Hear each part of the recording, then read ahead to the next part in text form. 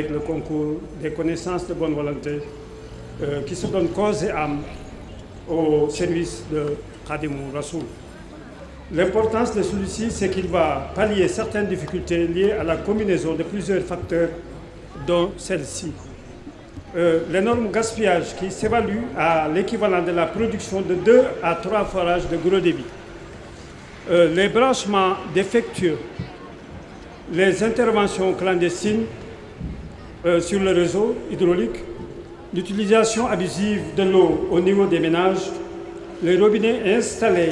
dans les enclos ou domiciles inhabités et laissés à la merci des gaspilleurs,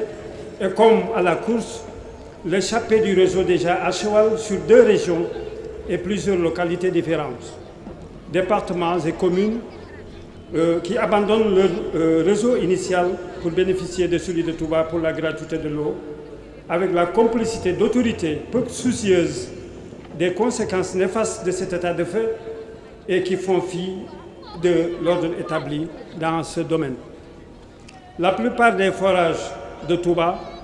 sont plus proches démographiquement de la périphérie et quelque peu éloignés du centre historique, et leur eau n'y arrive jamais comme il se doit à cause d'énormes bassins mal conçus et mal construits qui, en laissant s'infiltrer une quantité exorbitante et très nombreux domiciles qu'elles traversent ingénieusement pour arriver dans cette zone où nous nous trouvons présentement à Darou Manane, zone qui enregistre naturellement le plus d'affluence, surtout pendant le Grand Magal de Touba. Voilà donc défini l'essentiel de ce qu'il y a à expliquer, même si faire passer un message ici relève souvent d'un véritable parcours du combattant. Nous souhaitons pouvoir faire en sorte que soient réalisés 2 forages, dont celui-ci qui sera un forage stratégique de par son impact, c'est-à-dire son apport déterminant sur la production globale du liquide précieux. Maou Rahmati, qui travaille d'arrache-pied sous le ndigal de différents khalifes et aujourd'hui de Serigne Mountakha Mbacké, qui est notre président d'honneur depuis sa création, a l'insigne honneur de devoir transformer ce village, ce centre-ville, qui se contentait de recevoir, d'attendre que les eaux arrivent, en un endroit qui sera en mesure d'en produire et d'en distribuer. En d'autres termes, ce sera comme un commandeur dont le rôle consistera désormais à donner généreusement. C'est bien le forage dont nous procédons aujourd'hui à la pose de la première pierre qui va porter le nom du vénéré Serigne Abdou Rahman Mbacké. L'occasion m'est donc offerte de remercier ici et maintenant son khalife. Je veux nommer Serigne Mbacké Dabassar, un guide exemplaire qui joue pleinement sa partition dans l'exercice de l'exaltante mission que Serigne Touba nous a confiée. À nous tous, dans son modèle de gestion d'un des plus gros quartiers de Touba, dans ses rapports de fraternité avec toute la famille de Serigne Touba, Cheikh Talibé. Maou Rahmati se plaît donc à remercier tous ceux qui, parmi mes connaissances, m'ont apporté leur soutien et leur confiance, nous permettant ainsi de faire de grandes réalisations dans le domaine de l'hydraulique, en aidant en cela l'État du Sénégal à mieux prendre à bras le corps la problématique de l'alimentation en eau de Touba, où le taux d'accroissement démographique est l'un des plus élevés au monde. Nous remercions également très sincèrement ceux qui nous ont permis cette fois-ci de pouvoir financer ce forage et d'acquérir ce terrain qui préfère requérir l'anonymat. Nous n'oublions pas pour autant ceux qui nous ont toujours opposé une fin de non-recevoir, de véritables obstacles, et que nous avons toujours considérés comme partie intégrante du système et même catalyseur de nos efforts pour réussir notre marche vers le succès total dans cette exaltante œuvre visant à la réalisation des œuvres de Serigne Touba, exprimées dans un de ses vers splendides, extraits de ses poèmes renfermant des prières. Asqaytana khayra miyahin yartawi sharibuha wa khayra fawzin yahtawi. Ô Allah, abreuve les gens de ma cité d'une meilleure eau qui soit et qui leur procure le bonheur. Mesdames et messieurs, c'est bien à cela que nous travaillons, quoi qu'incompris par le truchement de Maou Rahmati. Enfin, au nom de Serigne Mountakha Mbacké, représenté ici par Serigne Issakha Mbacké, et au nom de toute l'équipe du comité d'initiative de l'eau de Touba, je remercie tous ceux qui sont venus partager avec nous ces moments de bonheur dans l'union des cœurs et des esprits. Moment que nous dédions allègrement à notre véritable guide, Cheikh Ahmadou Bamba, en reconnaissance de ses bienfaits, dont le plan directeur de Touba, ville modèle, exprimé dans la charte de Matlaboul Fawzeyni. Je vous remercie. Assalamu alaikum wa rahmatullahi ta'ala wa barakatuh. Ginnaaw ba nu sante buur bi tabaraka wa taala nuy julli ci yonent bi Muhammadu rasulullahi sallallahu taala alayhi wa sallam di sant suñu yaakaar tey ëllëg di xaadimul Moustapha di Cheikh Ahmadou Bamba di ñaan suñu borom yokk leer yi Serigne Sidi Mokhtar Serigne Mouhamadou Lamine Bara Serigne Saliou Mbacké ba ci Serigne Abdou Lahad mi nga xam ne li ma koy waxee lu ma am moo tax ndax moo ma xamaloon domaine bii nga xam ne ci lay liggéey nii tey di ñaan sunu wëyju Serigne Mountakha Mbacké mi nga xam ne bi nu Serigne Saliou woo ni ko sëñ Mourtala si waxe léegi sëñ Moustapha Lakaram wax ko sëñ Mandoo gaa bi wax ko ni ak ñi wax dama woo ne ma ndox mi kat na ngeen fexe ba ngeen di ko saytu di fatt bën bën yi na ngeen ci yem waaye da ngeen dem ba weesu ko wax ja weesu na tey wax ja egsi na tey booba laa jël sëñ Mountakha def ko muy suñu président d'honneur booba lañ ko defoon président d'honneur mu jàpp ci nam ci war a jàppe bu baax di nu teetee lu ñu jaaxle bu ñu demee lum ñu ca wax rek bu ñu jaaree noonu rek gis ne yoon woowu mooy pexe kon noo ngi ñaan yàlla yàggal ko fi lool ba li mu bëgg a liggéeyal sëñ Touba maamam mu liggéey ko eggalewaale naal yi ña ko jiitu woon te na ànd ko ak moom te lépp dëppoo ak ngërëmal sëñ Touba. kon lii ci gàttal ni ñu ko bëgg a leerale mooy Maou Rahmati dafay seet gox-goxaan yi nga xam ne point stratégique lay doon ci dëkk bi nga xam ne bu fa ndox amee dana saafara maru bare def nañ ko ci périphérie bi ni ko sëñ Mountakha waxee sëñ Mourtala si dañoo xalaatoon wut benn batterie de forage ca Daaru Salaam daal ba commencé fa gas forage boo xam ne 102 millions lañ ca ñàkk booba muy bi gën a rëy ci forage léegi ba ñu ko defee far yàlla def dëkk bi day gën di yokk ndax ñaanuk sëriñ bi day gën di yokk waxtu wu ne ndax loo xam ne booy seet ñaar fukki at ci ginnaaw bariwul woon léegi mu dem 2 millions ci facteurs yu bari ñoo ko waral muy d'abord exode rural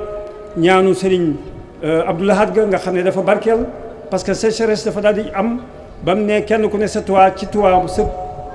puju néeg mooy sa puju néeg ci àjjana sécheresse yàlla dëggal loola sécheresse am ñu bari tukki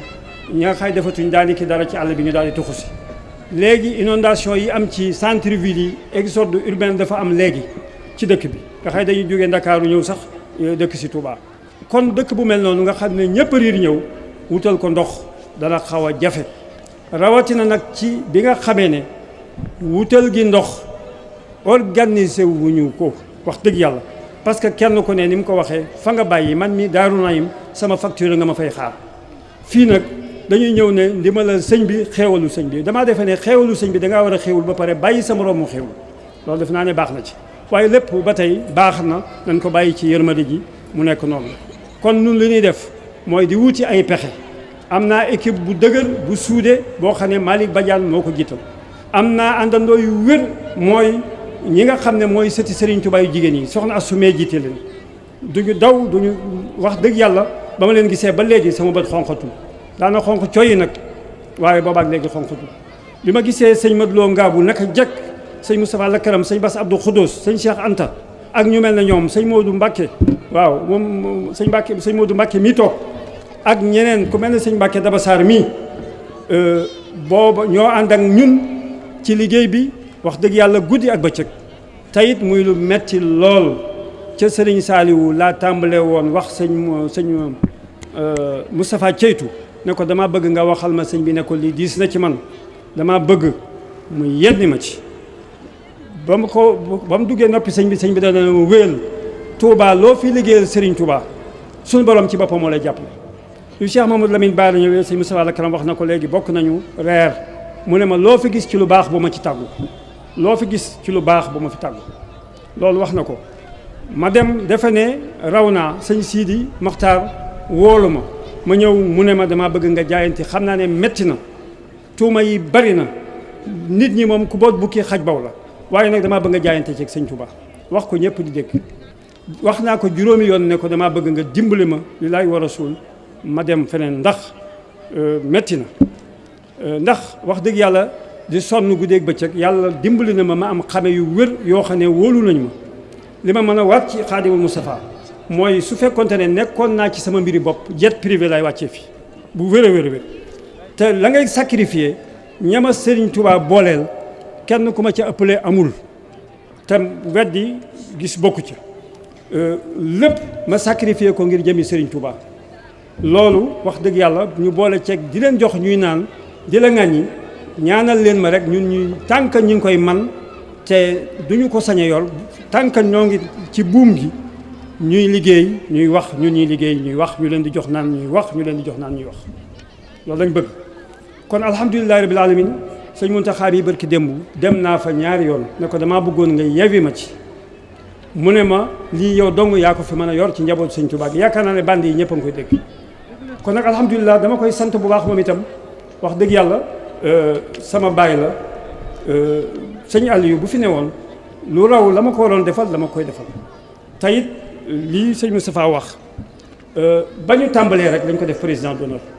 lépp lu ñu mës a nekk moo ñuy xelal moo ci ànd ak ñun kon yàlla na ko fi yàlla yàggal li ci des mooy ñu expliquer forage bi nga xam ne dañ ko fee indi muy fu yelloo ñu indi fa forage wax dëgg yàlla lu ciy roy suñu maam ji tedd ja Cheikh Mahamadou Fadel mi nga xam ne moo fi jëkk a gas forage ci fii kon alhamdulilah sëñ Mbacke Daba Sarr ñu ngi lay sant bu baax ak sëñ Koso ak sa rakk yi ak sa taalibe yi sëñ Mat Diop kenn mënu ko ci chef de village Miftaahul Muna daayira bu nekk fii la ci sa quartier boo xam ne dañ ñoo jàppale nii ñu soxna Astou Mbacke jàppale ñi nekk marchand ambulant yi jàppale ñu borom sareet yi jàppale ñu noonu daanaka ñooñu daal ñooñu jàppale ci Touba fi ci des daal xëy na bu am ndox bu manqué même bu courant pané ndox day manqué bu courant pané forage yi du am ndox même bu boobaa duñ ne courant duñ ne keneen dañ naan Maa-u Rahmati alors Maa-u Rahmati li ñu leen digal mooy ñu jàppale gouvernement ci ndoxu Touba foofu la yem Maa-u Rahmati géré yorul ndoxu Touba na leer nañ yorul ndoxu Touba dafa war a jàppale ndoxum Touba loolu la ñu digal ñi fi jaar ñëpp man loolu lañ ma digal nañ jàppale ndoxum Touba yaakaar naa ne Sénégal itam li yoon wi wone ci patriotisme dëkk yëpp buñ doon def noonu di jàppale état ci nii Touba di def yaakaar naa ni kon Sénégal dana jëm kanam waaw yaakaar naa ko parce que ministre bi toog ne fii maa ngi ak bande bi nee na bu du woon ak Maa-u Rahmati li état di def ci Sénégal dana xaw a dana ci Touba dana gën nañ koo yombal loolu alhamdulilah loolu wax na ko loolu maa ngi ak bande bi yàgg na xëy na waaye bande yaa ngi fi archive lu mat a bàyyi xel kon alhamdulilah li tax ñu def fii forage bi moo di ndox li ci ëpp ci forage yi dañoo ne ci biti dëkk bi te bala ñoo egsi fii rawatina màggal fokk kër yooyu yëpp jariñu baaj yi jariñu baaj yi moom daani ki giiroo la te it niñ koy defaree du baax da ngay fanaanee duy ba bët setee lépp yàqu day infiltré wu jaar ci suuf bu ko defee fii bala fee ndox mi egsi te fii la nit ñi ëppee ci màggal nit ñi fii jëm bi ba jumaa ja fii la ëppee ci màggal moo tax suñ ñaareelu forage ñu bëgg ko def fii ci kaw ci terrain bi nga xam ne sëñ Mbacke Daba Sarr jox nañu ko incha allah booba day jëm mbal bii moo jëm Daaru Manaan dana àgg foofa dañ koy maaye Touba ndox yëpp les forages ne sont pas sectorisés à Touba forage yëpp dañoo gëndaloo donc boo ci def fenn rek defal nga ko ñëpp noonu la demee kon booba itam dañ koy gën a jëmee mbal mu dugg biir Touba ba bu màggal jotatee affluence bi maanaam mbooloo mi ni ñuy baree bu boobaa dana wàññiku maru ndox mi dana wàññiku waaye nag ñetti lu mat juróomi million ba jëm juróom-benn million ku leen mën a màndal ci màggal munta nekk dañ koy wàññi rek munta nekk Makkatal Mukarrama amul ndox dañ koy jënd dañuy jënd ndox ku fa dem xam ko oto ya ñooy roñ di ko dugal ci immeuble ya ñu koy pomper ci surpresseur kon alhamdulilah sëñ Touba yàlla jox na ko ndox fii bu baax a baax ci roy gu muy roy soppeem ba di Muhammadu Rasulullah sallallahu alayhi wa sallam kon bu ndox amee fii day mel ne ni ma ko leerale fu daan taw di taatan léegi foofa mooy joxe ndox loolu mooy nar a xew fii moo nar a xew fële loolu lan xalaat incha allah kon ñoo ngi sant ñëpp képp koo xam ne mas nga cee jàpp ñoo ngi lay sant bu baax ci ndox mi ak ci liggéey sëñ Touba yëpp ku mel ne sëñ Madlo ñu ngi lay sant bu baax timis si moo jot waaye sëñ Moustapha li mu waxoon bëgg naa ci ñëw moo di sëñ Muntaxa moo nu fekkoon affaire ñun bokk yëpp mu dénk ko li ñuy wax silatu rahim ñu ciy dox mu ñëw ci sëñ Saliou wax ko ne ñu dem leen ci sëñ Saliou bañ demee sëñ Saliou daf ñuy wax ci kanamu sëñ Madlo Ngabou ne ñu ak sëñ Bass Abdou Khoudous ne ñu dëkk bi kat lépp loo xam ne dama ko doon def loo chef dañ ko waroon def loo chef de canton danaa ko def ñeneen waaye lépp loo xam ne maa ko waroon def loola laa leen di def loo alhamdulilahi rabbil alamin kon maa ngi sant sëñ Madlo Ngabou sëñ Bass Abdou Khoudous ci ak sëñ Moustapha Moussa ci signature yi nga xam ne dama ci yokk sama signature dara door a génn ndax liggéeyu sëñ Touba dafa war a leer ndax li ma mën a waat ci Xaadimu Moustapha benn dërëm ku ko lekkal sëñ Touba sa kër nga sawara kon ñu ngi sant ñëpp di gërëm ñëpp wasalaamaaleykum wa rahmatullahi taala wa barakatu